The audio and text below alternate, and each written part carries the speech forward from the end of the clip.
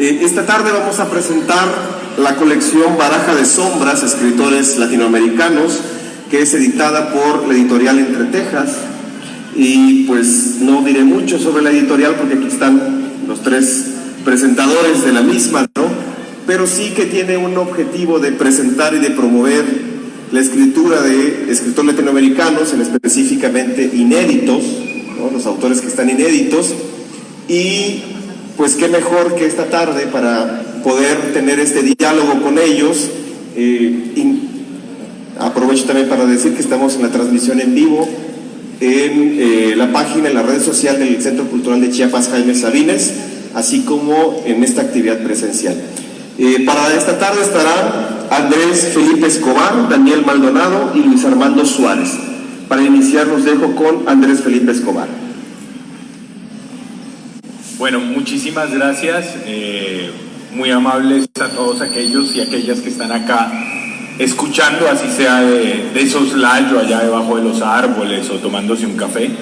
Y bueno, la idea hoy es hablar de una colección que ha empezado ya hace unos meses, que se llama Baraja de Sombras, la cual se construyó entre un colectivo que se llama así, Baraja de Sombras, con la editorial Entre Tejas, la cual tiene una trayectoria ya reconocida en el estado y en el país. Y pues para tales efectos, qué mejor que Luis Armando Suárez, el editor de Entre Tejas, pues nos haga el abrebocas, la presentación y que empecemos a charlar. Así que te cedo el micrófono y empezamos. Gracias, Andrés, qué amable. Pues buenas tardes, efectivamente. Primero agradecer muchísimo la invitación a Coneculta con este loable proyecto de atraer a lectores, la venta de libros y todo lo que se realiza aquí mes con mes. Sin duda que estar aquí bajo la enorme sombra de este espacio que está habitado por don Jaime Sabines es sumamente alentador y mucho más para quienes nos dedicamos al trabajo editorial. Efectivamente, Entre Tejas es una editorial que inició sus labores en 1998 en Comitán y que ha ido tratando de mostrar a todo el país, de mostrar la obra de los escritores, de los autores, de las escritoras y autoras chiapanecos. Quiero confesarles que hará unos 7, 8 años, platicando con otros colegas en la Ciudad de México, me preguntaban con gran inquietud si en Chiapas se escribía y quién eran los autores, aparte de esos grandes monstruos que tenemos en la narrativa y en la poesía. Pues bueno, yo mencioné 6, 7 autores, por supuesto, pero me percaté de que nuestros magníficos escritores chiapanecos no se conocen a nivel nacional y que de alguna manera Entre Tejas tomó esa responsabilidad de darlos a conocer a nivel nacional con obra impresa, con libros impresos a través de todas las cadenas libreras que hay en el país. Bueno, yo creo que no está de más mencionarlas, como son Gandhi, Porrúa, El Sótano, el Fondo de Cultura Económica, el Ágora principalmente, y un organismo con el cual desde hace unos 3 años trabajamos y que me parece sensacional y tiene que ver con la idea esta de la antiglobalización, es decir, una asociación de libreros independientes que hay en nuestro país, que reúnen alrededor de 87 librerías en todo el territorio nacional, en los diferentes estados, y creo que eso es fundamental. Bueno, les platicaba del tema del libro impreso. Quiero confesarles que yo soy segunda generación de editor. Mi padre fue impresor, yo fui impresor desde los 7, 8 años, me las arreglaba con las cajas de tipos móviles desde muy niño y con las tintas. Y bueno, para mí es una devoción el hecho de imprimir, de publicar e imprimir un libro. Pero ya saben que a estas alturas de la historia de la humanidad, nos alcanzó el mundo electrónico, digital, y por eso vi con mucha simpatía la propuesta que me hicieron mis amigos, entre otros participantes del proyecto de Baraja de Sombras, de que publicáramos en Entre Tejas autores latinoamericanos, uno mensualmente. Y de eso precisamente van a hacer favor de hablar hoy Daniel y Andrés Felipe, de cómo surgió esa idea y cómo yo quiero agradecerles aquí públicamente que le hayan dado a Entre Tejas la estafeta justamente de publicar estos autores. Quiero decir entre paréntesis que hay una gran cantidad de buenos escritores chiapanecos, mexicanos, centroamericanos, latinoamericanos, que muchas veces quedan fuera del circuito de los editores globales. Y es una lástima porque es mucho talento que no conocemos y queda desperdiciado por la falta de lectores. En ello radica, yo creo, como editor, la importancia del trabajo de Editorial Entre Tejas, el que estemos dando a conocer a través de nuestra plataforma el trabajo de estos autores y autoras que iremos presentando. Pues Daniel, te cedo la palabra si quieres hablar del proyecto.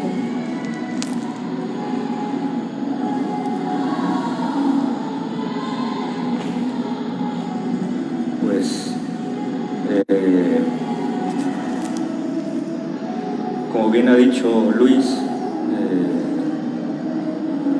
este proyecto uno podría pensarlo como nacido de un anhelo, ¿no? El anhelo de compartir la pasión por la literatura, la pasión por la lectura, desde luego, pero también me parece que es un proyecto que ha nacido como síntesis de voluntades, ¿no? Felipe y yo, otros compañeros que también han colaborado de manera intensa en esta empresa, en esta aventura, consideramos valioso ofrecer, y eso también lo supo observar Luis, un panorama rico de lo que se está produciendo en nuestras latitudes, en el subcontinente latinoamericano, y digamos son producciones que no necesariamente encuentran espacio, encuentran escaparate dentro de los grandes circuitos editoriales. Y esto es interesante porque a pesar de que no encuentran de entrada espacio en los grandes circuitos editoriales, la calidad que presentan este conjunto de trabajos, estas obras literarias, no desmerecen ni un ápice en relación con este, digamos, conjunto de producciones, pues, de renombre, ¿no? Que cuentan con el respaldo editorial de monstruos, digamos, ¿no? Empresariales. Pero me gustaría también hablar un poco de la dimensión más bien cálida, la dimensión, si ustedes quieren, humana, que estuvo tras bambalinas en el proceso de concreción de esto que se llama Colección Baraja de Sombras, y que cuenta con el respaldo nada menor, muy importante, de Editorial Entre Tejas. Un esfuerzo que Luis viene pues respaldando, conservando, alimentando, incentivando pues de tiempo a, ¿no? Uno podría pensar que Editorial Entre Tejas es pues una de nuestras grandes casas editoras, ¿no? Me refiero al contexto regional. Y el encuentro, porque me parece que así fue, el encuentro entre Baraja de Sombras, es la propuesta un poco que animamos, ¿no? Felipe y yo, y Editorial Entre Tejas, pues se erigió casi que en una suerte de milagro, ¿no? Por eso digo síntesis de voluntades. En realidad los milagros se construyen precisamente de la voluntad que pueda prevalecer para que estos ocurran, ¿no? Si no hay voluntad, pues todo lo maravilloso que se proyecte, pues se va al garete fácilmente, ¿no? Pero aquí hubo, me parece a mí, y esto también desde su punto de vista a lo mejor y lo comentan Luis y Andrés Felipe, hubo intención, hubo deseo de contribuir y hubo mucha buena voluntad. Este último elemento, un poco en los tiempos presentes que corren, está decididamente infravalorado, ¿no? la buena voluntad para hacer, la buena voluntad para compartir, la buena voluntad incluso para crear, ¿no?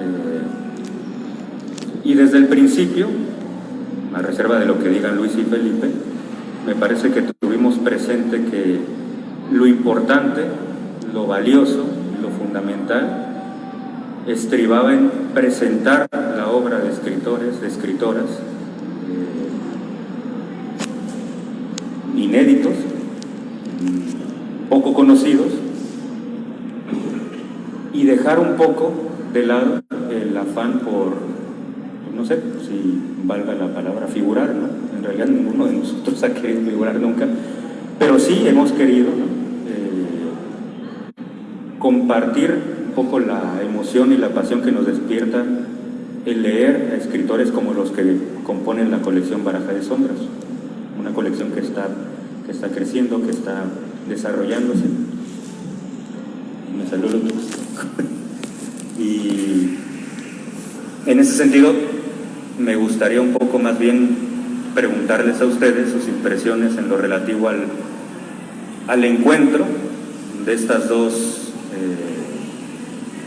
de estos dos esfuerzos, ¿no? Baraja de Sombras y Editorial Entretejas, que derivó precisamente en esta colección.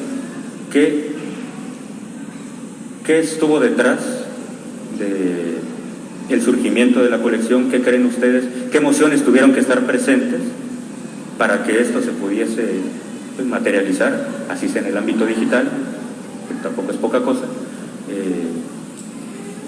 Y bueno, si ustedes consideran pertinente también comentar un poco pues las dudas, la zozobra que a lo mejor en principio también estuvo un poco orientando el derrotero de lo que luego fue la colección Baraja de Sombras, ¿no? A mí sí me gustaría un poco que también pudieran, si les parece, compartir algo en torno de esto. Yo te quisiera arrebatar el micrófono, pero no. Bueno, gracias por el turno. Ante la pregunta de Daniel, bueno, básicamente esto surgió porque con Daniel en CESMECA, en el Centro de Estudios Superiores de México y Centroamérica, pues siempre hablábamos de literatura, todo este asunto también de una literatura latinoamericana que fuera distinta a la que proponen grandes casas editoriales. Digo grandes por tamaño, no tengo el criterio de saber si son grandes por el criterio literario o algo así. Entonces buscábamos, hurgábamos en diferentes lugares y en un momento dado se nos ocurrió decir, bueno, ¿por qué no armamos una suerte de catálogo, una colección que esté marcada por escritores que nos interesan, por narraciones que nos interesan y que indefectiblemente estas grandes casas editoriales pues no van a publicar porque no les va a dar plata, ¿no? Aunque pues creo que tampoco los grandes escritores les dan mucha plata a ellas, por eso tienen que editar bestsellers y todas estas cosas de superación o economicistas y todo eso que ahora se vende tanto para sustentar lo demás. Pero sí hay un gusto por debajo que se supone que es el absoluto de lo que significa la buena literatura. Y con Daniel siempre conversamos, pero ¿qué es eso de buena literatura, no? Pregunta que persiste y creo que es una de las preguntas que sostienen y uno de los primeros afectos que hay en esta colección. De esa manera nos juntamos con otros compañeros, Alejandra Robles, que es investigadora en el CESMECA, y Herbert Morales, que es historiador, hizo la maestría con Daniel en CESMECA, él es salvadoreño, en este momento está en El Salvador, y también es una persona que cultiva la lectura y le interesa muchísimo la literatura. Y teniendo en cuenta también esa diversidad geográfica y cultural empezamos a escrutar. Y se nos ocurrió la idea, pero entre nosotros nomás no funcionaba. Entonces empezamos a tocar puertas, ¿no? Y el asunto es que uno muchas veces escucha un sí, pero después del sí viene el pero. Y con ese pero viene un pocotón de condiciones que implícitamente significan no, sin que nos digan no. Con lo cual empezamos a ver que estaba muy intrincado el asunto. Todo eso a Luis lo conocí, él muy amablemente me invitó a una entrevista allá en la época que empezó la peste, sobre crítica genética, después entrevistó a Daniel, después tuvimos una charla sobre la literatura de Chiapas en el Nabolón, ahí en San Cristóbal de las Casas, y pues dijimos, plantémosle la idea a Luis Armando y que hagamos algo pues que con él se pueda hacer. Ya sabíamos que Luis Armando es una persona con formación en literatura, tiene una perspectiva también mucho más abierta a la literatura, no crea pies juntillas en eso que llaman buena literatura, sino que también es importante explorar lo que llaman, entre comillas, malos escritores. Entonces empezamos a hablar y así surgió ya la idea de Baraja de Sombras, que es el nombre del colectivo. Y así fue como nos unimos con Baraja de Sombras. Nosotros ya habíamos hecho una investigación, entonces el trabajo contiene 3 etapas, ¿no? Una de investigación de qué escritores del continente vamos a ir publicando. Buscamos un equilibrio entre Sudamérica y Centroamérica y México. Y en ese orden de cosas vamos buscando personas de diferentes lugares a quienes hayamos conocido ya por su obra, ¿no? Entonces así empezamos a trabajar y la colección entonces busca establecer, si bien no un canon, sí una discusión con el canon de lo que es la literatura latinoamericana. Claro, hay condiciones, ¿no? Entonces nosotros tenemos unos mínimos marcos. No publicamos versos, poesía en verso, porque hay muchas editoriales ya que trabajan eso, y la idea de nosotros es precisamente plantear algo que no esté, porque si no lo que hacemos es repetir lo que otras propuestas editoriales muy loables y con las cuales compartimos hasta la precariedad misma, pues no queremos ser redundantes, sino más bien apoyarnos. Entonces vemos esta vertiente y lo que trabajamos es prosa en diferentes géneros, digámoslo así, que es una palabra también problemática en Baraja de Sombras. Entonces puede ser un género narrativo, pero vinculado con la ensayística, vinculado con la crónica, con el reportaje, etcétera. Entonces eso es básicamente lo que hemos ido trabajando y así fue el nacimiento. Desde el momento en que decidimos, en que hubo el sí con Luis, empezamos y ya en este momento, hoy salió el 4º libro ya. Aquí tenemos a un autor también de la colección que es Vladimir, Rock para Talita, que fue el segundo, ¿no? Entonces la idea es que sale un libro en edición digital cada comienzo de mes.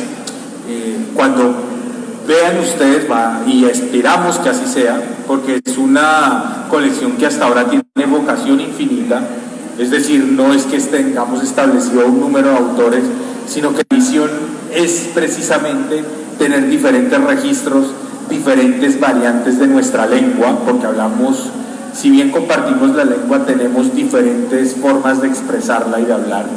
Entonces eso es lo que buscamos hacer y de eso se trata esta unión de Baraja de Sombras. Y hay entonces confianza y respeto también, porque de alguna manera vemos en Luis que no es solo un impresor o una persona que esté preguntando cuántos libros se venderá eso, sino que a él le interesa la literatura, ¿sí? Y tiene también una claridad en el negocio editorial que de pronto no seguro que ni Daniel ni yo tenemos, porque somos muy cándidos, ¿no? Por lo general las personas que nos dedicamos a escribir somos muy ingenuas, ¿no?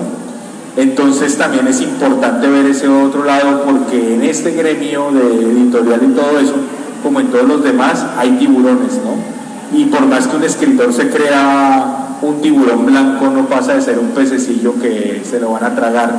Fíjense cómo Vargas Llosa está ahorita, no sé si ya en cuidados intensivos, pues está bien enfermo, e igual va el tiburón que se lo tragó, que es la industria editorial, va a seguir encontrándose aunque el viejo se muera en 2 días o 5 años, ¿no? O 10, no creo que llegue a dentro de 10 años, pero supongamos. Entonces el escritor es muy ingenuo, ¿no? Y eso también nos ha servido en ese aprendizaje porque hay confianza. Yo diría eso. Bueno, si me permiten, voy a hacer algunas reflexiones en voz alta. Que el escritor es ingenuo, mi experiencia en los últimos 22 años me ha demostrado que no. Andrés Felipe y Daniel y todos los quienes nos acompañan, ¿no saben qué complicado es ponerse de acuerdo con un escritor? Proponerle una portada, trae una portada preconcebida, que la hizo su su hijo o su prima o la novia, y desmantelar eso es muy complicado. Bueno, después cuando se habla justamente, ocurre algo terrible en nuestro estado. Voy a hablar de nuestro estado en términos editoriales. A mí en los últimos años me ha dado una pena enorme el hecho de que grandes autores, grandes investigadores e investigadoras hacen filas recurrentes en las direcciones editoriales de las universidades, de los institutos de cultura, del gobierno del estado. Ahora el secretario de planeaciones, muy amigo de mi compadre, entonces ahora sí nos va a publicar algo. Pero toda esta situación tortuosa para ellos, cuando felizmente logran la publicación de su obra, reciben de regalías 50 ejemplares de una edición de 1000 ejemplares. Y hasta ahí se terminó, y agradezcan que se les publicó. No se les reconoce el trabajo y la gran labor que desarrollaron. Nos falta profesionalismo en el medio para que los autores produzcan más, se metan en el circuito comercial de la publicación, por supuesto, y que las editoriales también podamos vivir más holgadamente. Creo que una de las labores de Entretejas ha sido eso, la profesionalización del trabajo creativo, el dar las mejores condiciones al autor, pero por supuesto no deja de ser una empresa cultural y por lo tanto tiene que reportar utilidades. Quiero decirles que en la mayoría de las ediciones impresas que Editorial Entretejas ha realizado, pues a la vuelta de 22 años me sigo equivocando al pensar que ahora sí va a ser la el gran éxito editorial y se van a vender por lo menos 300 de los 1000 ejemplares y con eso ya estamos en números negros y lo demás vendrá poco a poco. No, me he equivocado muchas veces y he tenido también algunas ocasiones de gran goce y tiene que ver con nuestra participación en las ferias nacionales, las más importantes por supuesto. Lamentablemente no están aquí, no están en el estado de vecino, sino que están en la capital del país, con una excepción, Guadalajara por supuesto, pero ahí es donde realmente se vende la obra. Pero los editores no tenemos oportunidad ni el apoyo de poder estar ahí. Sin embargo, confiamos siempre en nuestros autores y cuidamos mucho nuestro catálogo. A mí me ocurre, y les quiero comentar para que la candidez vaya desapareciendo en ustedes, y ojalá que no desaparezca, ojalá que se dediquen a producir y a escribir grandes tratados académicos y grandes obras literarias, no se metan en el asunto comercial, no les conviene, es muy competido, Lota también, ¿no? Yo creo que en buena medida tendría que hacerse una gran labor en las escuelas, en la primaria, en la secundaria, para generar lectores. Quiero contarles que a mí me tocó, por ejemplo, con mi gusto por la lectura, por la literatura, por supuesto, y como promotor cultural, llevar a Comitán, mi tierra natal, cuando fui director del Centro Cultural por segunda ocasión, la librería Porrúa. Ellos hicieron un estudio de mercado y se dieron cuenta de que no era un buen mercado para vender en Comitán libros. Pero yo había padecido en la secundaria principalmente el no tener acceso en las librerías a los libros que se me antojaba leer. Nos teníamos que circunscribir a los libros que había en casa, si había una biblioteca allí más o menos honorable, o quizá algún pariente dadivoso que nos prestara algún ejemplar, algún título que nunca regresaba. Eso sí, tuve mucho cuidado de no regresarlos, que incrementaran mi acervo bibliográfico mejor. Y la realidad fue, en el caso de Porrúa, el que una gran cantidad de jovencitos empezaron a llegar a comprar libros y cada vez más, y a mí me daba enorme alegría verlos salir con una bolsita de polietileno, llevándose 2 o 3 libros y contentos. Dije yo, qué maravilla, y así los fui viendo paulatinamente y cada vez más, y me di cuenta que un mercado de lectores, claro que se puede crear, y como editor, pues eso es lo que nos interesa, que haya grandes cadenas libreras. Eso fue hasta un tiempo reciente. Con la aparición de los libros digitales, las cosas cambiaron. Yo les platicaba el tema de ser segunda generación de impresor y editor, por el hecho de que yo estaba, sin haberme casado, estaba divorciado de la idea de sustituir el libro impreso por el libro digital. Me parecía terrible, no podía estar en la pantalla en PDF leyendo los libros, me costaba mucho. Pero cuando descubrí estos aparatos, libros electrónicos, como el caso del Kindle, me quedé sorprendido, porque de pronto, como dice Andrés Vargas Llosa, yo leía en la jornada virtual, en electrónica, la publicación luego leía El País, y en El País de pronto una reseña de un libro que acababa de aparecer. Y yo sabía que era un libro que Ciruela o que Taurus iba a traer a México 5 años después y a un precio inaccesible. Lamentablemente en los libros no tenemos esas grandes oportunidades de los abonos chiquititos, que sería maravilloso, pero bueno, ya alguien lo tomará en cuenta. Pero entonces empecé a ver las reseñas de los libros en varias partes del mundo, y a través de la compra en este gran canal de comercialización que es Amazon, empecé a comprar títulos que acababan de aparecer como novedades en alguna otra parte del mundo, y ya la tenía en 4 minutos listo para poderlo leer. Entonces me di cuenta de la importancia de esto. Por eso cuando estos señores en la charla, que ya también me enteré ahora que fui la 8ª opción de ellos y que yo sí fui el ingenuo de haber aceptado el proyecto después de que tocaron 7 puertas antes, pero me da mucho gusto haberlo aceptado. Cuando me propusieron lo de esta biblioteca digital me pareció sensacional, porque si una idea teníamos en común era, y nuestras conversaciones habían girado en torno a ese tema, ¿qué se está escribiendo en Centroamérica? ¿Qué se está escribiendo en el resto o en Latinoamérica, en los demás países? ¿Qué se está escribiendo en Chiapas principalmente, ¿no? Y esta posibilidad de los libros digitales en una plataforma, pues nos dio esa oportunidad. Entonces empezaron los contactos. Yo sé que ha habido mucho de amiguismo y nepotismo por parte de los señores con algunos de los autores, pero afortunadamente esos textos han pasado por el filtro de un consejo editorial en que se da de lo más emocionante de esta labor. La discusión que de pronto llega a ser acalorada para decidir si aceptamos a tal título o no, por qué sí, por qué no, porque es como un piélago de subjetividades. Es muy difícil tener toda la objetividad del mundo para decir este sí, este título no. Les voy a confesar algo. Cuando yo les hice la propuesta de una autora, porque se las he reclamado, quiero decirles, hoy vamos a estar 3 varones bastante desagraciados aquí.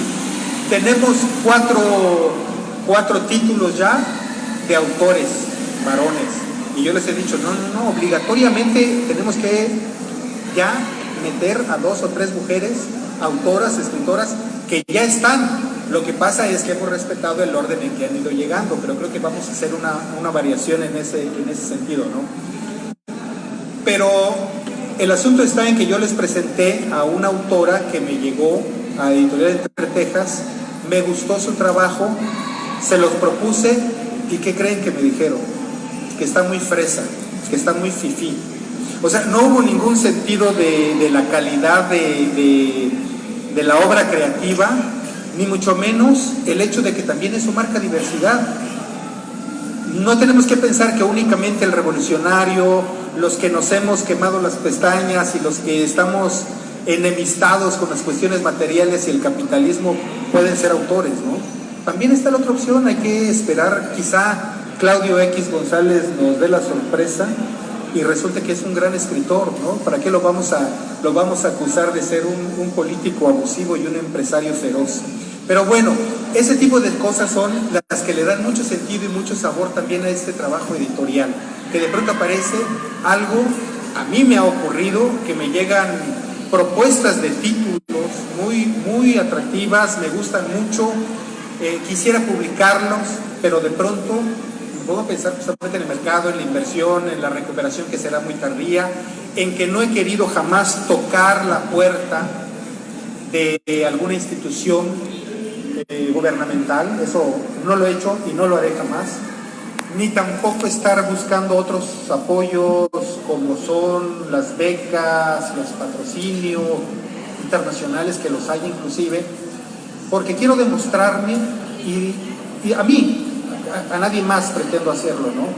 Pero que una empresa cultural pequeña, digna, honorable y con un buen sentido de crítico para saber qué publicar, puede ser rentable y puede dar oportunidad a muchos otros autores a que ocurran. Voy a cerrar esto, que ya me alargué demasiado, perdón. Por lo regular paso casi todos los días metido en un gabinete trabajando 9 horas y no tengo con quién conversar, por eso aprovecho estas oportunidades.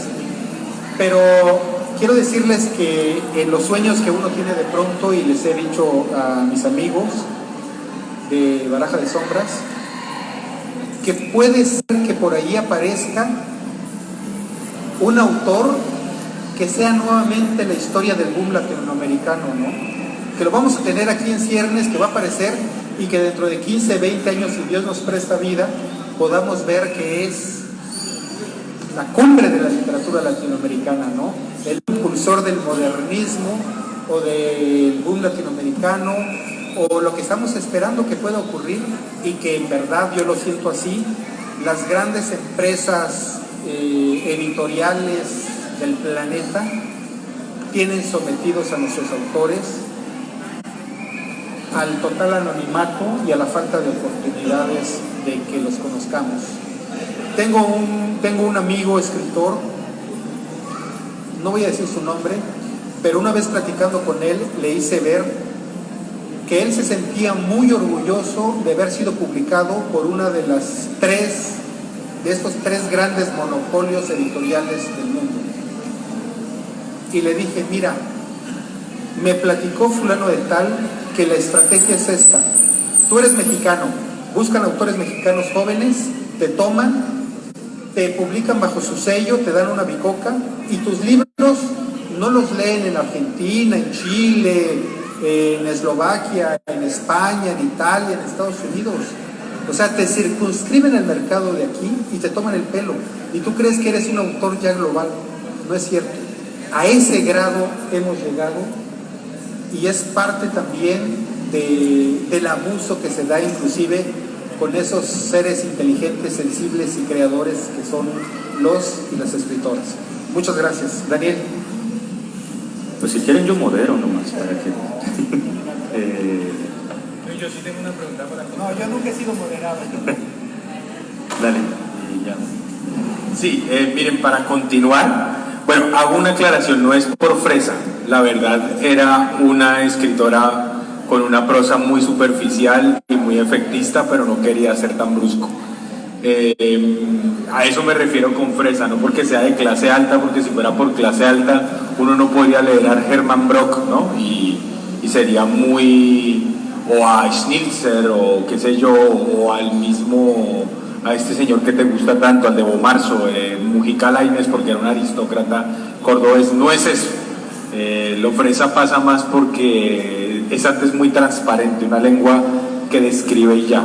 Aclaro eso, y ya para volver al catálogo, yo quería preguntarte, Daniel, y también hay que Luis nos comentara, porque Luis es una de las voces también, como él mencionaba, dialogamos sobre los autores que han de publicarse, que nos contaras un poco qué autores han aparecido y de quiénes tienes noticia que van a aparecer, si ya tienes noticia, pero que nos contaras un poco de eso, ¿no? Cada número, cada entrega tiene un estudio introductorio, muy corto, no es un estudio, pero ahí también se juega pues nuestra formación como lectores y escritores, ¿no? Entonces es una invitación a la lectura, pero que no es simplemente, de hecho evitamos eso, ¿no? es un texto trepidante con una prosa, no sé qué, que es lo que dicen en todo lado. No, tratamos de dialogar con el libro y con lo que plantea el libro, ¿no? Entonces, preguntarte eso, Daniel, lo del el catálogo. Perdón, antes de esto, ¿qué les parece si esos prólogos y esas presentaciones las abrimos a nuestros lectores de Entre Tejas y tengamos algún título y digamos, bueno, está este título, puedes leerlo y puedes hacer la presentación? Yo creo que sería muy democrático también. Yo me descarto porque yo no escribo esos niveles, pero sería muy padre. Por quienes estén aquí, por ejemplo, nos dicen, a ver, envíenme el siguiente, yo les preparo el prólogo, se los propongo. No creo que se vaya a publicar porque el consejo editorial es muy rudo, pero lo intentemos, a ver qué tal.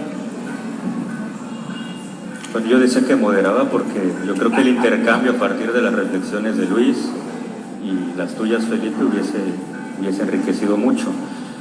Antes de pasar un poco a lo que atañe a los escritores de la colección, sí me gustaría también comentar que ese buscapié que un tanto tímidamente lancé, yo creo que sí explotó, ¿no? Si ustedes pudieron darse cuenta, evidentemente que no compartimos muchos puntos de vista, Felipe y yo, con Luis, ¿no? O sea, diferimos en muchos sentidos, y no es porque seamos 2 contra 1, es porque pues igual y somos 3 cosas distintas, ¿no? 3 extraterrestres provenientes de planetas distintos. Me parece muy interesante que podamos, en este caso, exhibir un poco las suturas, los remiendos que están detrás de toda iniciativa cultural. Esto es un poco similar al ejercicio que representa el mostrar un texto con todas las enmiendas, todas las tachaduras, todos los remiendos, si ustedes quieren, que no aparecen cuando el filtro editorial quizás dictamina que hay cosas que es necesario remover. No es que contemos con un afán por ser transparentes solo porque sí, pero el hecho es que en lo que ha dicho Luis, en lo que ha comentado Felipe, en lo que yo mismo he sugerido, se evidencia que esta iniciativa, ¿no?, la síntesis entre Baraja de Sombras y Editorial Entre Tejas, es una iniciativa rica porque no hay homogeneidad de pensamiento, ¿no? Hay diversidad de riqueza y hay distintas formas de entender incluso esta cosa de la que hablaba el propio Felipe y que luego retomaba Luis, la candidez. ¿Quién es más cándido? A lo mejor, y nosotros, Felipe y yo, quiero decir, estafamos al cándido de Luis para que él pudiera precisamente publicar con su sello esos textos que nada más a nosotros 2 nos interesa que aparezcan por ahí y que sean leídos, ¿no? ¿Quién en todo caso sería más cándido, no? Pero a lo mejor y también Luis podría revirar diciendo, bueno, sí, pero yo le estoy atinando, yo le estoy apuntando a que en una de esas pues pegue alguno de estos y eventualmente yo me vuelva millonario, ¿no? Otra vez la candidez, ¿no? ¿Quién se va a hacer rico de este modo? Pues bueno, Felipe, yo creo que no, y no queremos además, ¿o no? En nuestro planeta eso no existe, Felipe. Entonces, bueno, al margen de este conjunto de chascarrillos que a lo mejor y no vienen a cuento, sí me parece muy valioso que estas suturas, estas diferencias, que desde luego no suponen enemistad ni mucho menos, sino al contrario, se visibilicen, digamos, ¿no? No hay el sobre hojuelas ni nada parecido. Y bueno, nada más para rematar, yo suscribo lo que comentaba Felipe. En realidad, la colección Baraja de Sombras, y un poco esto que viene lo puede corroborar, se caracteriza en su diversidad porque prevalece una preocupación en los autores, que por supuesto Felipe, Alejandra, Herbert y yo identificamos, en pensar la propia lengua, en reflexionar a partir de los instrumentos con los cuales el propio creador trabaja, ¿no? Porque es el lenguaje, ¿no? El instrumento, el gran instrumento, y a veces me parece un poco conflictivo pensar la lengua en términos de instrumento, ¿no? Instrumentalizar la lengua, ¿qué es eso, no? Yo no sé si el poeta, por ejemplo, piense la lengua como si se tratase de un instrumento, ¿no? Pero lo que sí prevalece, insisto, es una preocupación por la lengua. No son narradores o escritores que piensen en términos de retrato y nada más de la realidad en cuanto tal, ¿no? La discuten, la reflexionan, la ponen en suspenso, la ponen en tela de juicio en función de un lenguaje urdido a partir de la propia, no sé si decir genialidad autoral, ¿no? Y precisamente por eso es que ese texto que nos compartiste de este autor, de esta autora, es que nos pareció, digamos, pues no pobre, sino triste, ¿no? Triste por la carencia, digamos, de la reflexión que a lo mejor y nosotros queríamos encontrar ahí, ¿no? A propósito de la lengua, ¿no? Otra cosa curiosa, y es un poco ya para responder la inquietud de Felipe, en esta primera, digamos, tanda, ¿no? de volúmenes aparecidos, hay escritores de Argentina, hay un escritor de Argentina, hay un escritor tuxtleco, hay un escritor de Tapachula, ¿no? de origen tapachulteco, y vendrá próximamente un escritor, el primero fue colombiano, un texto de ciencia ficción muy interesante, ¿no? Muy divertido, y vendrá próximamente el trabajo de un escritor salvadoreño primero y una escritora chiapaneca otra vez, ¿no? Un poco para ir engrosando las cosas. Y también viene, de acuerdo con lo que me comenta Felipe, otra escritora de origen salvadoreño. Y bueno, a lo que apuntaba esto que les comparto es a que pues nos interesa también un poco presentar los registros diversos que desde la propia creatividad de cada autor, de cada autora, prevalecen en diversas latitudes del subcontinente, digamos, ¿no? A mí, por ejemplo, me entusiasma mucho pensar una colección como esta, en la que un escritor de origen argentino como Enrique Pagela, quien presenta un texto en el que discute a una figura, digamos, importantísima para la literatura argentina, como es Witold Gombrowicz, un escritor polaco de origen, que vivió mucho tiempo en Argentina, comparta lugar en esta colección con yo diría, tuxtleco redomado como Vladimir González Roblero, que escribió en esta colección, insisto, un texto que se llama Rock para Talita, ¿no? Las lenguas, uno podría decir, bueno, pues son escritores que hablan castellano, ¿no? Sí, pero escriben en una lengua privada, y eso me parece fundamental, ¿no? Y la lengua privada de Vladimir González Roblero y la lengua privada de Enrique Pagela, siendo muy diferentes, ofrecen riqueza, ofrecen digamos, eso que se le puede pedir a la literatura. Yo no sé si haya algo que pedirle a la literatura, pero si existe eso que se le puede pedir, sería configurar otra cosa, ¿no? ¿Acaso, como diría Piglo, una forma privada de la utopía, ¿no? Bueno, eso a grandes rasgos, y no sé si tú quieras, Felipe, agregar algo a propósito de eso, o si seguimos un poco con el intercambio de rectos y cruzados, que a mí me parece también riquísimo, y digo, pues si todo es terso y todo es falso, ¿no? E insisto, el hecho de que no compartamos puntos de vista en múltiples cuestiones, pues no nos hace enemigos ni mucho menos, ¿no? Al contrario, yo creo que enriquece la amistad incluso, ¿no? Sí, si yo me tuviera que sentar cada vez que lo hago con ellos, en que estamos de acuerdo en todo y las mismas concepciones del mundo, creo que ya me hubiera aburrido, y ellos también se habrían aburrido mucho, cada uno de cada quien, ¿no? Bueno, yo voy a respetar el salto que hizo Daniel y Adela. Bueno, yo aquí entonces voy a preguntarte, Luis, ¿qué diferencia hay entre, o en esta perspectiva de colección, entre lo que hay en la edición de un libro digital con un libro impreso? Que nos cuentes un poco en qué varía la laboriosidad, y que también nos cuentes, porque al menos desde mi intuición, si ocurre algo con los libros digitales. Claro, el objetivo de nosotros sí es que tú nos lo enfatizabas y está allí, que ojalá en un momento contemos con la posibilidad de hacer el libro impreso, ¿no?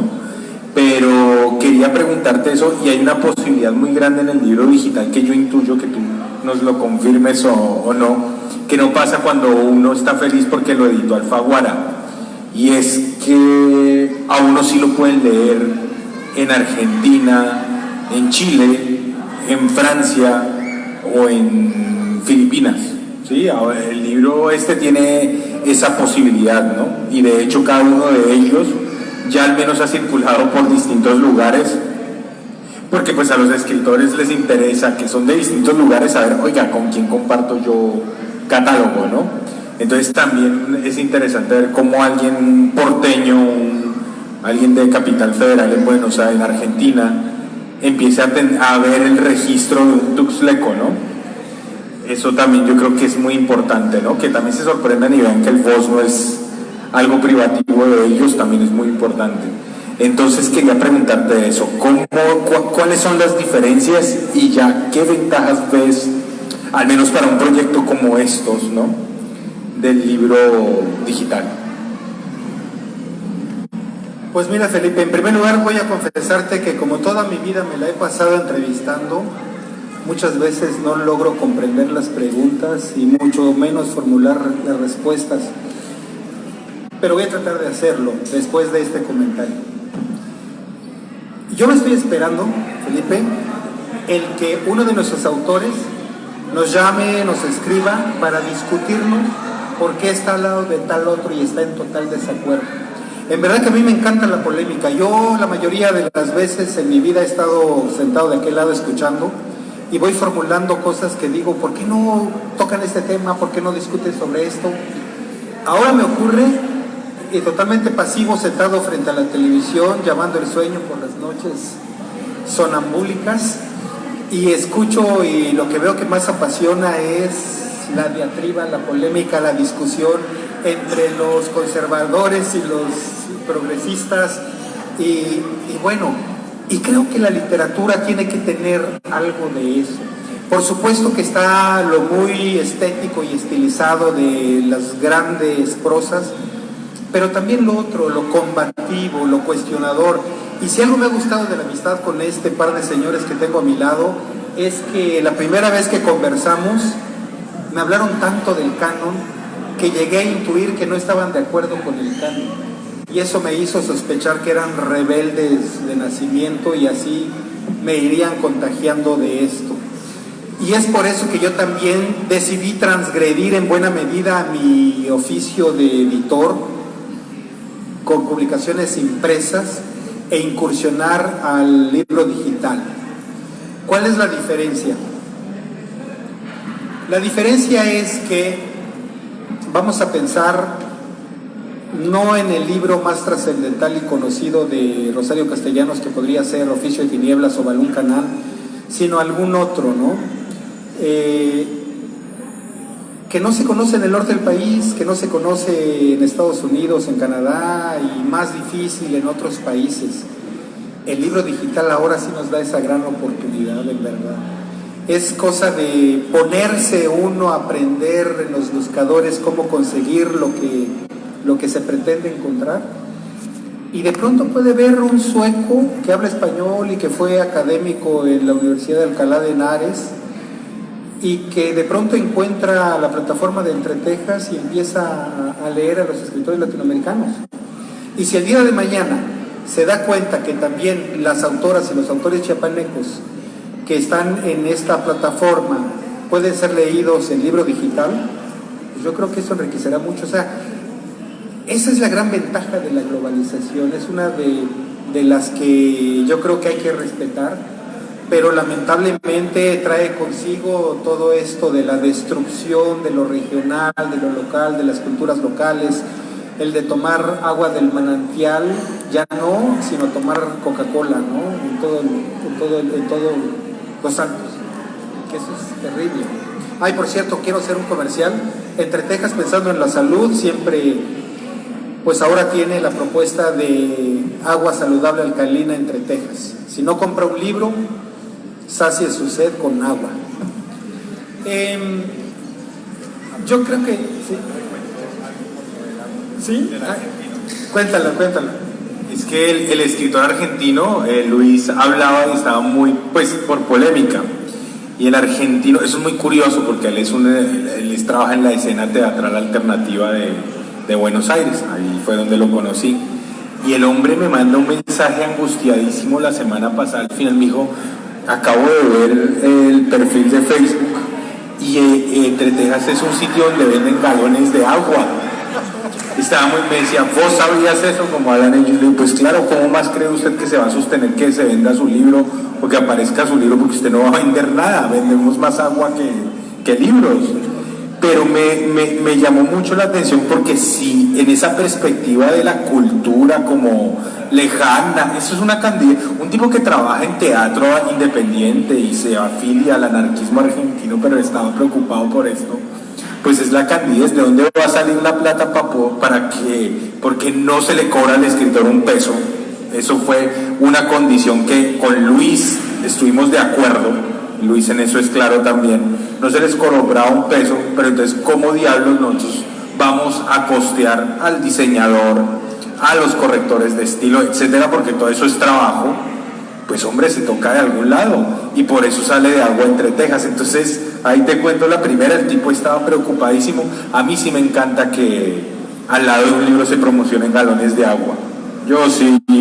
Me encanta eso, eso dice mucho de una editorial también, y quita esa visión, más allá de lo chistoso que pueda parecer, quita esa visión puritana, purista, que existe en la literatura de que un escritor nunca habla de plata y todas las empresas culturales viven casi del aire, o hagámonos los tontos, por no decir la palabra que se usa tanto en México para referirse a un tonto, para que nadie sepa de qué se financia, ¿no? Y volvemos a lo mismo, y lo hablaba alguna vez con alguien, oiga, ¿cómo se financia Alfaguara o Planeta? ¿Con solo vender libros? Yo no creo que nadie vive de vender libros. Entonces eso también es una candidez que hay que empezar a desmontar, y con la gente joven también, ¿no? Oiga, quiero ser un escritor famoso, pues búsquese un agente. Eso es lo primero para que meta su novela en los libros que van a leer los del jurado. Un jurado no va a sentarse a leer todo, ni un gran editor va a buscar, ay, voy a ir a un pueblo perdido de Chiapas a ver qué genio, qué James Joyce hay en Ocoso Cuautla. Entonces eso también forma parte de esto. Entonces sí quería comentarlo a propósito de los debates y eso, pues ahí ya hubo lo primero, y pues así le contesté. Se moría de envidia nuestro hermano argentino de que el agua de Chiapas es tan maravillosa. No nos hemos dado cuenta, todos hemos escuchado. La gran riqueza de Chiapas es el agua. ¿Y entonces no tomamos la mejor agua? Pues claro que sí, la estamos tomando. Es como el caso en Chiapas no hay narradores ni dramaturgos, hay poetas. Levantas una piedra y aparece un poeta. Pues esos no necesitan editores a final de cuentas, porque pues ya están allí, no necesitan más. Miren, vivimos en un mundo de libre mercado. Hasta que no seamos, como quisiéramos, comunistas, socialistas o algo así, pues tenemos que estar inmersos en esto. Y a mí me costó mucho pasar de ser promotor cultural a ser empresario editorial. Darme cuenta. Y les voy a decir algo, a lo largo de muchos años en la academia, con maestros, con gente que escuchaba a los viejos, sabios y todo, y nadie me enseñó tanto como un taxista en una ocasión dentro de Ciudad Universitaria, en el circuito. Yo salí del Instituto de Investigaciones Filológicas, tomé un taxi para irme al Metro Universidad, y este señor creyó que yo venía del Instituto de Investigaciones Jurídicas, y esa vez yo venía trajeado, pensó que yo era abogado, y me dice, licenciado, ¿qué tal le va? ¿Cómo va todo? Pues regular y todo. ¿Cómo regular si a los abogados no les va mal? No, le digo, yo no soy abogado. A ver si como lo vi salir de allá, no, salí del Instituto de Investigaciones Filológicas, fui a entrevistarme con doña Gudrun Lenkersdorf, y pues nada, qué pena. ¿Y qué estudió entonces? Estudié en Filosofía y Letras, estudié Letras Hispánicas. Qué pena. Pero le digo algo, usted haría mucho más bien siendo abogado, ganando mucho dinero y ayudando a la gente, que con lo que está haciendo. Y dije yo, caray, tengo que ver Entre Tejas como una empresa, ya no como un simple proyecto de promotoría cultural. Pero bueno, yo creo que las posibilidades del libro digital en nuestro país están en pañales, o menos que eso. Por supuesto que además de INEGI hay algunas instituciones que se dedican a hacer el análisis y la cuestión estadística. Y quiero decirles que dicen algunos autores y amigos que es alarmante que en nuestro país únicamente el 4 o 5% de los lectores acuden a los libros digitales. Y yo le dije, pues no es alarmante, al contrario, tenemos todavía la posibilidad del mercado del 95% a nuestras manos. Y yo creo que esa es la apuesta, el que podamos poner en términos internacionales a una editorial chiapaneca, ya es una gran ventaja. Yo lo vengo diciendo desde hace, pues después del 94. Ya la marca, no esa comercial que está por allí, no, la marca Chiapas, donde uno menciona Chiapas, ya despierta el interés de la gente. Y yo creo que en este caso de la literatura y de los libros va a ocurrir lo mismo. Cómo me gustaría ver y reunirnos a 12, 14, 16 colegas chiapanecas, editores, y que hiciéramos el gran festival de los editores centroamericanos, aquí en Comitán, en Tapachula, donde fuera, para impulsar esto. Creo que ese es el gran reto, y creo que el trabajo que se hace con este proyecto y el que hacen los autores y los escritores, y simplemente nuestros autores de Argentina, de Chile, de Paraguay, de El Salvador, de Nicaragua, cuando los hemos invitado a participar y escuchan el nombre mágico de Chiapas, de inmediato aceptan y les encanta la idea. Yo no sé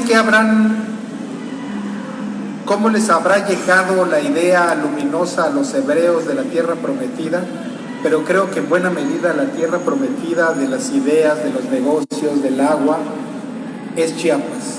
Y los escritores y los autores lo están olfateando, y por eso también hay que hablar de estos centros académicos de investigación social, humanística, que son fundamentales en nuestro país. Les voy a platicar que a mí me ha ocurrido, un día se me prendió el foco y empecé a buscar en las facultades de las universidades, en las bibliotecas, las tesis que estaban arrumbadas ahí y que nadie las tomaba en cuenta. Empecé a revisar, a leer, cuando me interesaba alguna buscaba al autor, le proponía publicarla, y así han surgido muchos de los títulos de Entre Tejas, y esa es la labor que tendremos que seguir haciendo. Y ahora quiero agradecerles a ustedes públicamente que hayan traído, Andrés Felipe es colombiano, Daniel es orgullosamente chiapaneco, no, tuxtleco.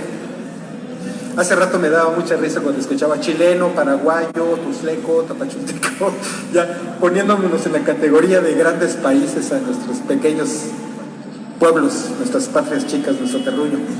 Pero yo les quiero agradecer justamente que están abonando también, y yo estoy siendo el jardinero de esta maceta, de este arriate o de este gran huerto, para que conozcamos a muchos nuevos autores que tengan que ver con Chiapas. Muchísimas gracias a los dos, de veras. Ya.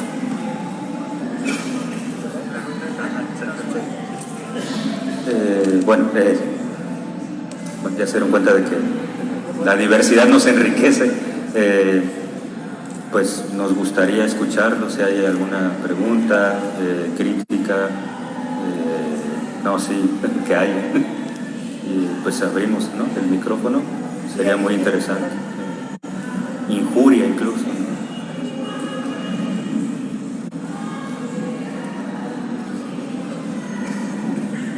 Bueno, creo que...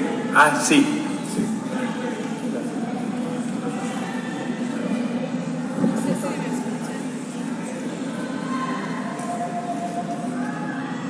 Bueno, gracias por el micrófono porque mi voz es muy bajita, pero nada más es para felicitarlos por ese gran esfuerzo que están haciendo, esta unión. Es una muy, muy buena labor, y creo que cada proyecto que tengan juntos van a abrir muchos caminos, así que les deseo todas las mejores vibras para que cada uno de sus proyectos se manifiesten y se manifestarán. Porque yo soy una creyente de esta ascensión planetaria que estamos ya viviendo, en donde los pensamientos son muy poderosos y se están manifestando cada vez más rápidos. Entonces, con una mente positiva, con una mente con propuestas, pues sí, que se manifiesten todo lo bueno. Felicidades. Sí, a el Canario. ¿Qué tal, Felipe? Y a los dos amigos que están ahí, buenas tardes. Tengo un comentario, es como quizás una provocación. El comentario es que me agrada mucho, que es verdad que nosotros necesitamos de una lana para hacer y deshacer libros. Ese comentario pues me lo llevo, ¿no? La provocación, yo estoy pensando en a qué le llamas o a qué le llaman el canon. El canon es lo mismo para este caso y en este contexto del que hablas, porque no escuché todo, llegué tarde. El canon tiene que ver con algunos sellos de los autores o tiene que ver más con el acto de saber escribir bien.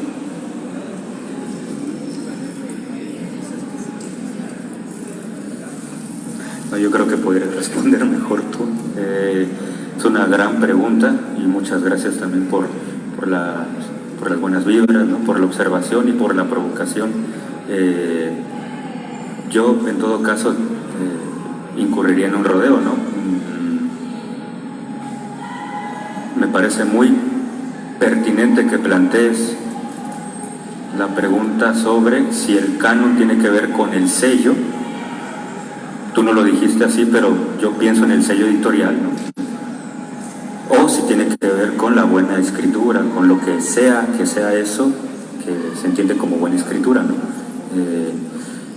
Y me parece que cuando hablábamos de la candidez, que en realidad no lo es tanto, o que a veces sí lo es, y sí aparece y se orienta y sí conduce nuestros modos y nuestras formas, sería, yo creo, muy ingenuo de nuestra parte pensar que los grandes circuitos editoriales no dictaminan o no definen, o no están redefiniendo eso que se puede llegar a entender como canon, al margen o no tanto de la buena escritura o de la buena idea o de la idea de buena escritura, ¿no?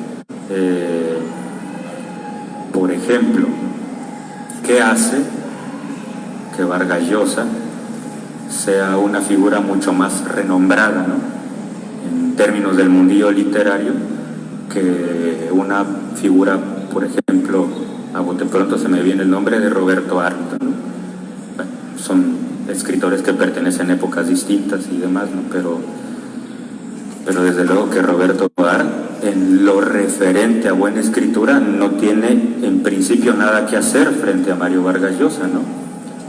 Pero Roberto Arlt, desde mi punto de vista, por supuesto, no es ni mucho menos un mal escritor, o bueno, es un muy buen mal escritor, que no me gusta decir eso, pero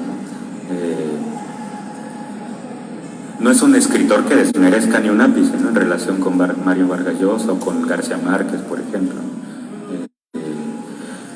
Cuando Luis hablaba de boom, y creo que el ejemplo viene muy a cuento a propósito de lo que tú comentas, ¿no?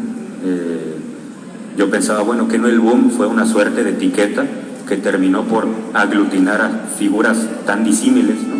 Una de otra, como Mario Vargas Llosa, García Márquez. Algunos han querido introducir ahí a Juan Carlos Onetti. Bueno, ¿qué tienen en común Juan Carlos Onetti y Mario Vargas Llosa, ¿no? Que nacieron en Latinoamérica nomás, ¿no? Porque sus propuestas son distintas y a mí me gusta mucho más una que otra, ¿no? Las dos son ricas, ¿no? Pero yo digamos, saco el cuerpo y me quedo más bien con inquietudes, ¿no? No sé si quieran comentar algo. Canario, muchas gracias. Antes, yo creo que aquí también hay algo importante que mencionaba Luis. Yo que vengo de fuera sí siento una efervescencia cultural en el sur de México que es muy diferente a lo que está en el centro y en el norte, que en mi criterio está más domesticado, más domeñado, más afiliado a lo que se considera buena literatura. Y ahí viene la pregunta por el canon. Pues si uno se remite, puede ser un listado, ¿no? Y tenemos un montón de listados de lo que es considerado bueno o malo. Y quizá canon también, como algunos le discuten a Harold Bloom, no es un contenido de nombres, sino de formas, ¿no? Entonces un canon es el soneto para los poetas, que bueno, Canario, César, Raúl, pues aquí estamos llenos, tenemos un auditorio de poetas. Entonces eso podría ser una perspectiva. Y con respecto a la forma, pues ha habido 2 o 3 seres humanos que han podido trastornar eso, ¿no? Claro, con antecedentes, ¿no? Dante, Cervantes, y dicen que Homero, o esos señores que se hicieron, o ese colectivo que se llamó Homero, ¿no? No sé si todos en el colectivo estaban ciegos o no, pero todo el colectivo es llamado Homero. Yo creo que si es la pregunta por los nombres y por lo que se llama de forma tan etérea buena escritura, ahí de hecho ha surgido una gran inquietud. Yo la verdad no tengo ni idea en qué consiste escribir bien. Ahora, si hay catálogos y si hay instructivos para escribir bien. De hecho, hay muchos talleres que buscan enseñarle a la gente a escribir bien. Y no hay instrucciones para escribir mal, con lo cual es más difícil escribir mal que escribir bien, porque es un camino infinito. Escribir bien es plegarse a algo. Y aquí viene una inquietud personal. Si es eso, de escribir bien, por ejemplo, en la narrativa, tienes que tener un personaje muy bien delineado, que sea un personaje creíble, que además ese estatuto de lo creíble es muy discutible, perdón la cacofonía o el verso involuntario, o más bien la rima involuntaria. Yo creo que en ese sentido del personaje creíble, pues hay muchos textos que desdicen eso, ¿no? Y de la coherencia, el mismo Quijote de la Mancha, que muchos enarbolan como el punto fundamental, pues hay un capítulo donde Rocinante se desaparece y 4 capítulos después aparece Rocinante de la nada, como una película de este señor del cine B norteamericano que le hizo homenaje a Tim Burton, y ya se me olvidó ahorita el nombre, el de los zombies con los extraterrestres, Ed Wood. Es igual, hay ese error. Entonces, si yo voy a un taller, si Cervantes hubiera ido a un taller con eso, hombre, qué mal está escrito esto, mira, aquí no hay coherencia, no hay verosimilitud. Todos esos pactos son los que a mí en lo personal me llegan a preguntarme, bueno, pero los grandes libros, las grandes, entre comillas, grandes obras, pues también tienen eso. Y creo que también han pasado cosas en el siglo XX que Antonin Artaud dijo, no más obras maestras, ¿no? Yo no sé hasta qué punto también en este momento es una candidez, estoy escribiendo la gran obra que va a resumir o va a reflejar al México del siglo XXI, no sé. Eso es más una inquietud, y que es algo a lo que tú invitas con tu provocación. Y a mí, ya en lo personal como lector, me interesa más encontrar una novela donde yo no sé qué carajos es, si es una novela, si es escrito por un tipo loco, un imbécil o un genio, a leer algo muy bien contado como lo que hace Vargas Llosa. Pero ahí ya está mi gusto, ¿no? La verdad, a mí me gusta más el Fiord de Osvaldo Lamborghini, el relato de Osvaldo Lamborghini, que los cuentos que cuenta Vargas Llosa también en sus prosas cortas. Y me gusta más Tadeis que Conversación en la Catedral, a mí, ¿no? No estoy diciendo que tenga que ser así. Y si alguien lee Tadeis y dice que esto es una porquería que no tiene ni siquiera un tiempo verbal definido, y es un montón de gente masturbándose, y los Tadeis no se sabe qué seres son, bueno, entonces ahí viene todo este asunto de la pregunta sobre qué es la buena escritura, ¿no? Ustedes que poetas saben que el Conde de Maldoror, ¿cierto? Este señor, que yo siempre, pues todos estos, Isidoro Lucas, o el uruguayo o francés, como quieran decirle, él en su momento, pues muchos dirán, esta porquería que es, ¿no? Esto es poesía, esto qué es, y miren lo que pasó con él, ¿no? ¿Qué pasó con Joyce y el rechazo que tuvo Virginia Woolf con respecto a Joyce, que decía que el Ulises era un catálogo de pedos y malas palabras? ¿Sí? Ese fue el resumen de Virginia Woolf para con Joyce, la mirada de una señora de una de las zonas más ricas de Londres con respecto a un irlandés borracho que terminó viviendo en un exilio en Suiza, ¿no? Entonces, también vienen las preguntas. De hecho, hoy en una de esas anécdotas que aparecen en Facebook, narraban cómo Nabokov un día, para llamar la atención de la gente de un curso que dictaba, apagó todas las luces y prendió un foco y dijo: este es Pushkin. Prendió otra luz y dijo, dentro del salón, y dijo: este es Gogol, creo, aunque él no creo que sea Gogol, creo que era Gogol, Chekhov. Y después abrió una ventana de la cual había bajado la persiana, la abrió y iluminaba el sol de fondo, y ahí está Tolstoy, ¿no? Y la gente en los comentarios decía: ¿qué pasó con Dostoyevsky? Pues resulta que Nabokov dice que Dostoyevsky es un escritor de culebrones. Básicamente lo veía como un escritor de La Rosa de Guadalupe, así de efectista. Nabokov, no estamos hablando de alguien que no haya leído, y fíjense cómo remite a Dostoyevsky a un purgatorio cuando George Steiner establece que el gran escritor de los últimos 2 siglos es Dostoyevsky. Entonces es discutir con todo eso, ¿no? Porque a veces suponemos: qué bien escribe X o Y, qué bien es, bueno, ¿y qué carajo significa que esté bien escrito, no? Claro, para uno tener un título de doctorado, o hacer un trámite, o que le admitan una demanda en un juzgado, pues sí tiene que tener unos determinados requisitos, pero creo que suponer la buena escritura implica obviar todo un trámite, digámoslo así, burocrático, y no criticar: oiga, pero ¿por qué esto es bueno y por qué esto no es bueno, no? Y ahí empieza a ocurrir todo ese misterio que yo creo que el día que se acabe, pues vamos a tener un montón de novelas buenas y una fábrica de novelas buenas, pero no va a pasar nada más, ¿no? Creo que por ahí va, y a lo que nosotros sí, por eso Baraja de Sombras, ¿no? Como el lado sombrío, la penumbra, lo que no alcanzas a ver bien, como las sombras, ¿no? Que se te van diluyendo en la oscuridad. También por eso Baraja de Sombras, ¿no? Entonces, eso era lo que quería decir también, como porque es una gran provocación. Fíjate todo lo que duramos hablando de tu provocación. No sé si alguien más tenga preguntas, o tú, Luis, ¿quieres agregar algo? 20. No es cierto. No, lo único que me atrevería a decir es lo siguiente: lean en www.entretexas.com.mx lo que corresponde a este proyecto, y se van a encontrar allí con un trabajo de Vladimir, justamente. Es libre descarga, por supuesto. Nosotros nos conformamos con tener una tarde como esta y disfrutar y seguir viviendo, así que no es negocio.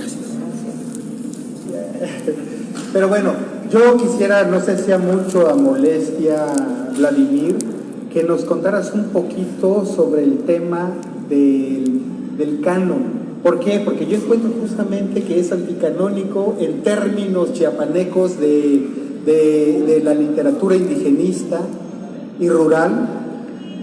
Pues ya esa propuesta urbana de tu parte, ¿no? ¿Quieres compartirnos poesía? Aquí está uno de nuestros autores. Creo que es más interesante eso que escuchar.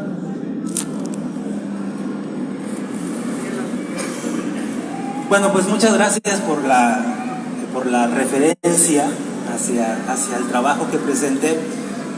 Y a mí no me gustaría pues discutir esas nociones de canon, qué es el canon, pero me quedé pensando un poco en ello en función de probablemente un contracanon, ¿no? Es decir, algo completamente distinto a eso que en nuestro imaginario nos hemos construido como esos grandes autores a los que debemos leer, a los que debemos recurrir, a los que de algún modo también han instaurado algo, instaurado una estética, instaurado un discurso, ¿no? Entonces quizás si pensamos el canon podría ser un poco como eso, es decir, ¿quiénes han instaurado qué? Y ahí es como vamos constituyendo un poco esa noción de canon. Y me preguntaba en ese contracanon, pero no me lo preguntaba solamente en función de si se está instaurando algo, sino más bien yo me preguntaba, y a lo mejor al preguntármelo es como preguntarme a mí mismo, no preguntárselo a ustedes, sino también preguntarme a mí mismo, ¿no? Si realmente esas personas o esos autores, autoras a los que ustedes están escogiendo, quieren publicar. Digo, porque por algo no se han publicado. No sé si no se han publicado porque sea muy oscura su literatura o de muy poco valor, o no lo sé, ¿no? Pero tal vez a lo mejor algo hay ahí respecto al deseo de ser publicados por una editorial, vamos, ¿no? un poco quizá recuperando mi propia experiencia. Yo cuando empecé a escribir nunca pensé en la escritura o en escribir para ser publicado, ¿no?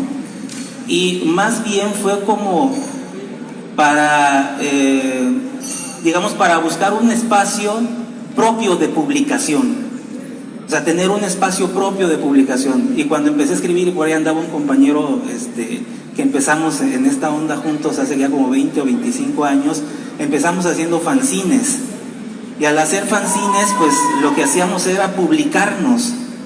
Y a lo mejor a veces decíamos, es que estamos contra los grandes escritores de las letras chiapanecas, ¿no? Y no queremos juntarnos con esos escritores. Y a lo mejor ni siquiera éramos escritores, ni somos escritores nosotros, ¿no? Y estaba así como que, simple y sencillamente publiquemos. ¿Y cómo publicamos? Bueno, pues está, digamos, estas editoriales que en Tuxtla no han habido, salvo las que son de gobierno del estado, y bueno, y ahora qué bueno que está entre Texas, ¿no? Y además de ello estaba la prensa, ¿no? Los periódicos, las revistas culturales. Y todos sabemos que en torno a las revistas culturales, en torno a la prensa y en torno a estas editoriales institucionales, pues se van constituyendo grupos de personas que van de cierto modo también acaparando, digamos, esos espacios de publicación. Y probablemente son muy buenos escritores porque se preparan para ello, ¿no? Y porque se creen ese asunto de la escritura y publican. Y nosotros lo que hicimos fue publicar fanzines, y ahí nos publicábamos nosotros mismos, vamos, ¿no?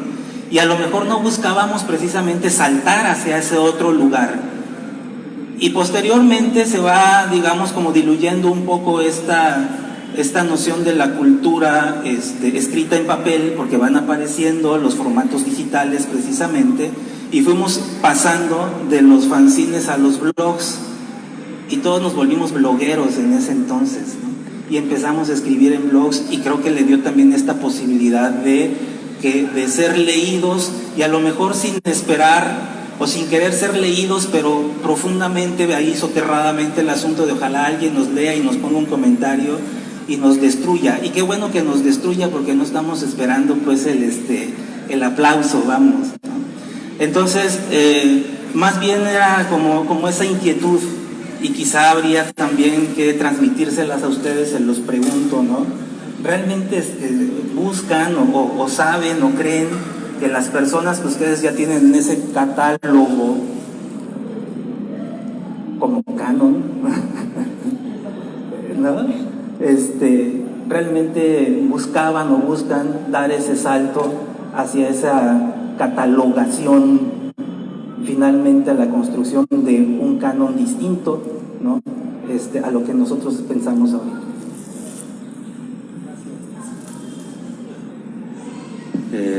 Pues más bien me gustaría acumular preguntas, porque esta es también una gran provocación, si hay alguna inquietud más, y si no, pues le damos, ¿no? Brevemente y pues a lo que sigue. Yo en todo caso pensaría más bien en sí, en esta figura del escritor o de la escritora y no es nueva la idea, ¿no? Que escribe porque no tiene de otra, porque no, uno diría, ¿no? Porque se le va la vida en ello, ¿no? Dejar de escribir supone una forma de la no vida. No sé si sea el caso de figuras como Vladimir, ¿no? Pero en una de esas a lo mejor y sí, ¿no? Si me detengo, si dejo de hacer esto que entiendo como escritura, sin importarme que me publiquen o no me publiquen, algo puede ocurrir en mí, en mi interior, en mi psique, en mi constitución, no sé si decir emocional, ¿no? Tengo presente que hay o ha habido escritores, poetas, que pues llevan papelitos para anotar cosas permanentemente, y no es que estén pensando en corregir, remozar eso que en primera instancia escriben sobre un papel, sobre un soporte cualquiera, para que se les publique a posteriori. ¿Sí? Simplemente lo hacen porque hay a lo mejor una conexión particular, extraña, que no poseemos el grueso de los mortales con la palabra, ¿no? Y aquí no me quiero poner ni místico, ni mucho menos, pero a propósito de las sombras, a propósito de Baraja de Sombras, hay dimensiones que tienen que ver con el acto creativo que a lo mejor y son enigmáticas, ¿no? Yo no tendría una respuesta, ¿no? En realidad suscribiría buena parte de la reflexión tuya, Vladimir, porque luego otra cosa está ahí, ¿no? Yo no tengo ningún inconveniente con aquellos que hacen de la escritura un oficio encaminado a ganarse el pan, eso es perfectamente legítimo, ¿no? Y pues, qué bueno, venga y pase, ¿no? Pero lo decía creo que Felipe en un principio a propósito del oficio editorial, ¿qué tanto se puede vivir de el acto de la escritura, el acto de la creación? Seguramente, ¿no? Hay gente que lo hace, pero nada más se estriba en poder hacer algo encaminado a conseguir el pan diario, el pan para llevarse a la boca. A lo mejor y no, ¿no? A lo mejor y tiene otra cuestión. Cuando tú fanzines, yo pienso en un acto de terrorismo cultural, ¿no? Y no sé si sea oxímoron hablar en estos términos, terrorismo y cultura, ¿no? A mí me parece que no. Al contrario, ojalá hubiera más terrorismo cultural. Yo creo que a estas alturas ya no somos tan terroristas culturales, ¿no? Ya nos domó aquí el empresario, ojalá no. Pero yo creo que es igual una provocación muy interesante. Yo ahí.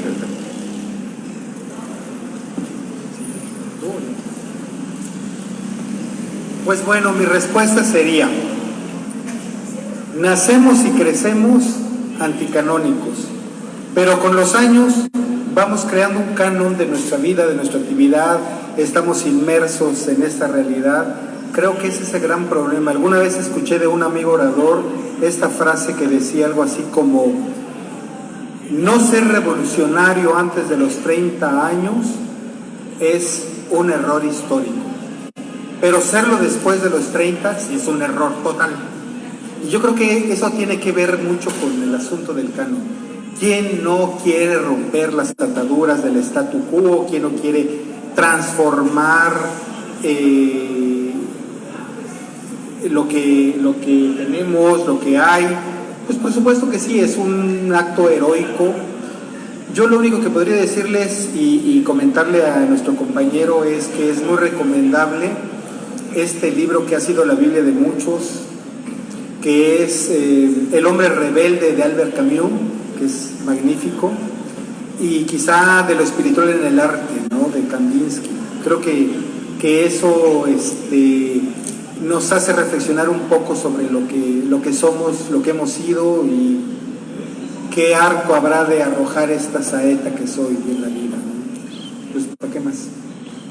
Y yo ya para cerrar, Vladimir, bueno, los que han aparecido, todos han publicado en editoriales que responden a eso que Daniel dice de terrorismo cultural. A mí me gusta más guerrilla, y creo que es guerra de guerrillas, ¿no? Que los fanzines obedecen a eso, ¿no? Y creo que por eso es bueno regresar siempre al papel y ahí publicar algo. En determinados contextos donde hay tanta ampulosidad es mucho más interesante, como el de Chiapas y México en general. Creo que por ese gran tamaño que tiene el Estado, aquí en México todavía ser escritor es importante, al menos en instancias estatales, y pueden tener cargos. En otros lugares de donde yo vengo eso no es para nada importante, ¿no? Hay miles de cosas más importantes, no solo en términos económicos, sino de la respetabilidad social, ¿no? Un escritor es casi un muerto de hambre o un vago, ¿no?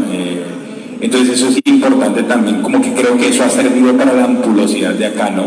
Figuras como Octavio Paz, que era casi un canciller, no existen en otro lugar del continente, ¿no? Dentro de la vida cultural y la vida política de un país. En Colombia, cuando García Márquez ganó el Nobel, se quería ir a vivir a Colombia y lo iban a matar, ¿no? O sea, no tiene... Ah, sí, el señor escribió novelas y ganó un premio muy bonito, pero es como el pibe Valderrama o alguien, una figura, la Sofía Vergara, ¿no?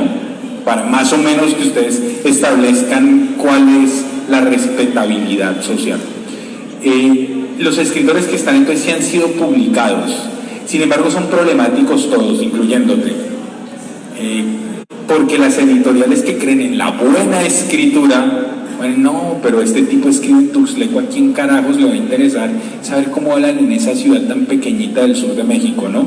Hablando desde los grandes centros de poder, ¿no? A Enrique, pues el tipo escribe sobre Witold Gombrowicz, pero no hace un ensayo académico o un ensayo afiliado a los ejercicios de Ricardo Piglia, aunque Enrique ame a Ricardo Piglia. O en el caso de Luis, escribe una ciencia ficción desde una región del país de Colombia, que es el oriente colombiano, que son los llanos orientales y limitan con Venezuela, y tienen un habla peculiar, un tipo que no lo atienden mucho en ninguno de los dos polos de la ciencia ficción que hay en América Latina, unos muy experimentales con toda esta nueva jerga instalada por Mark Fisher, el suicidado filósofo inglés bloguero también, o por este otro lado los que todavía creen que una historia, un cuento, tiene que tener al final un efecto sorpresa, ¿no? Como él no está en ninguna de las dos, entonces el tipo es problemático. Y lo mismo ocurre con cada uno de los textos, ¿no? Con el tuyo, con el de Gabriel Hernández Funámbulo, que a veces uno no sabe si esta vaina en realidad tiene inicio, nudo, desenlace, y los que van a venir van a ser iguales también en esa línea, ¿no? Entonces yo pienso, Vladimir, que es más esas apuestas. Yo no sé si sean personas que aspiren a ser escritoras, pero creo que sí son seres humanos que escriben, que es diferente escribir a ser escritor, ¿no? Creo que la aspiración de ser escritor en este sentido gremial quizá no, pero que escriben sí, y que quieren mostrar lo que escriben también, ¿no? Pero también tienen escrúpulos de saber dónde publicar lo que escriben, ¿no? Por eso al argentino le angustió tanto ver que se promocionaban galones de agua, ¿no? Se me olvidó decirle que yo soy distribuidor de los galones y por eso soy empleado de una editorial. Entonces, no, es muy importante eso también tenerlo en cuenta, y queremos romper con esos escrúpulos también, y esa ampulosidad que encierra el maestro, el escritor, llegó a decirnos, a darnos cátedra, cuéntenos qué pasa, usted que baja del Olimpo y viene a empaparnos con su voz meliflua a nuestra vida terrenal y horrible.